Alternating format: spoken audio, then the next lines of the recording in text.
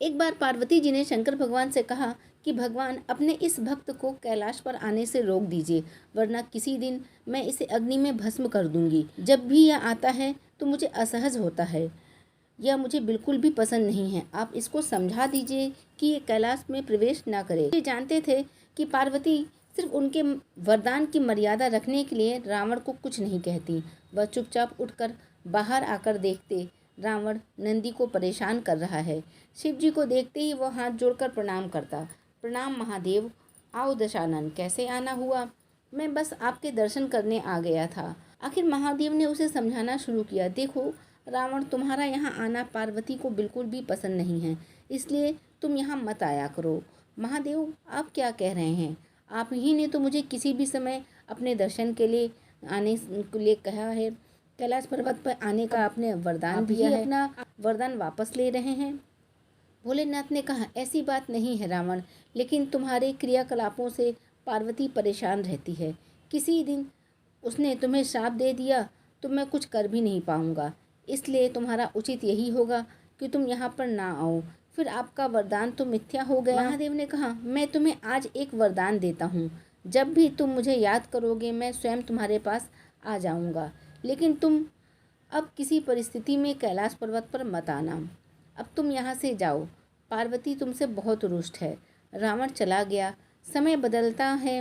हनुमान जी रावण की स्वर्ण नगरी लंका को जलाकर राख करके चले जाते हैं और रावण उनका कुछ नहीं कर सकता। वो सोचते सोचते परेशान हो जाता है कि आखिर उस हनुमान में इतनी शक्ति आई कहाँ से।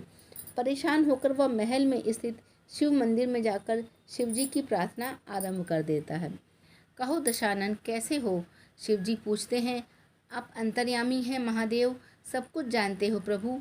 एक अकेले वानर ने मेरी लंका को, मेरे दर्प को भी जलाकर राख कर दिया।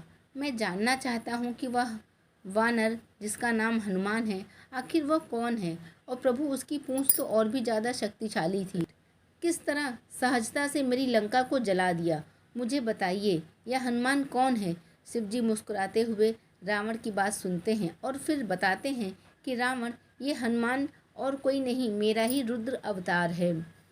विष्णु ने जब यह निश्चय किया कि वो पृथ्वी पर अवतार लेंगे और माता लक्ष्मी भी साथ अवतरित होंगी, तो मेरी भी इच्छा हुई कि मैं उनकी लीलाओं का साक्षी बनूं।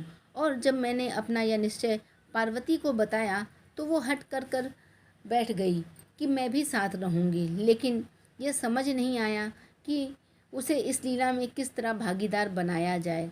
तब सभी देवताओं ने मिलकर मुझे यह मार्ग बताया। आप तो वानर बन जाइए और शक्ति स्वरूपा पार्वती देवी आपकी पूंछ के रूप में आपके साथ रहें, तभी आप दोनों साथ रह सकते हैं। और उसी अनुरूप मैंने हनुमान जी के रूप में जन्म लेकर राम जी की सेवा का व्रत रख लिया और शक्ति रूपा पार्वती ने पूंछ के रूप में और उसी सेवा के फलस्वरूप तुम्हारी लंका का दहन किया।